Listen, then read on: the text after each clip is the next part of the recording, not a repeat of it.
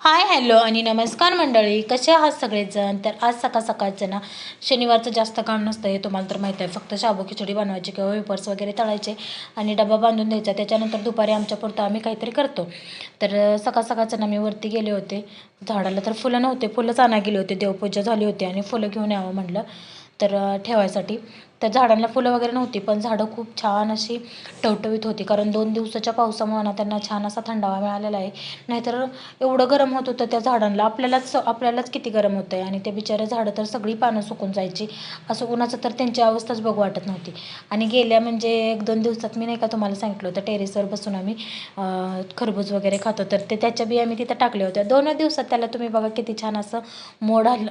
मटकी कशी भिजवलेली असते आणि त्याला मोड येतात, तशा पद्धतीचे मोड आले होते.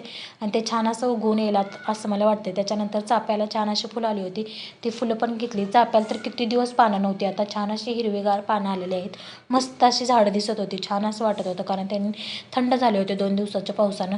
त्यांच्या सगळ्या कुंड्या आहेत ना ह्या पाण्यानं भरलेल्या होत्या. मी त्यामधलं पाणी काढून सगळं असं म्हणजे माती थोडीशी सुक्की केली, म्हणजे ढिल्ली केली माती. नाही तर ते सगळं पाण्यानं गच्च भरलं होतं. त्याच्यानंतर थोडीशी मला जेवढी लागणार आहेत ना तेवढीच मी फुलं घेऊन आले. आंब्याची झाडं पण छान असे झाले. आता त्यांचा मुहूर्त कधी लागतो घरी न्यायचा काय माहिती. गेल्या वेळेस घरी जायचं होतं तेव्हाच न्यायला पाहिजे होतं, तेव्हा चुकलं माझं. मला त्रास वाटायला लागले.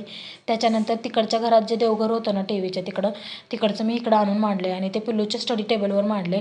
पिल्लू बघत होता ते, कारण त्याला नवीन वाटलं काहीतरी. माझ्या स्टडी टेबलवर का मांडले असं त्याचं म्हणणं चाललं होतं विचारायचं. तर कसं वाटतंय तिकडं देवघर. मला तर तिकडंच बरं वाटतंय, कारण किचनमध्येच असावं देवघर. आणि इकडं उलटं होतं, इकडं उलटं होत होतं, कारण कुठल्या भिंतीला ठेवायचं हे कळत नव्हतं आणि सूर्याकडं त्याचं तोंड होत होतं. तर कसा वाटला हा माझा किचनचा एरिया, म्हणजे किचन आणि देवघर, तर नक्की सांगा कमेंटमध्ये. चलो बाय.